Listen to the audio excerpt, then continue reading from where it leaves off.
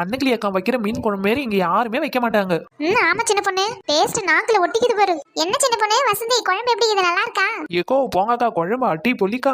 ஏக்கா இந்த ஊர்லயே நீங்க வைக்கிற மீன் குழம்பு தாங்க மணக்க மணக்க இருக்கும், அவ்வளவு டேஸ்டா இருக்குது. என்ன ரொம்ப புகழ்றீங்க. சரி இந்த மீனை நான் வறுத்து கொடுக்குறேன் என்ன?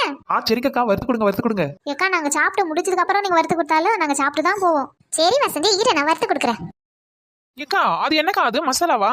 ஆமா சின்ன பொண்ணு, மசாலா தான். ஏக்கா மீன் பொரிக்க எந்த மசாலா போடுவீங்க? வசந்தி நான் மீன் பொரிக்கிறதுக்கு அந்த மசாலா இந்த மசாலா எல்லாம் போட மாட்டோமா.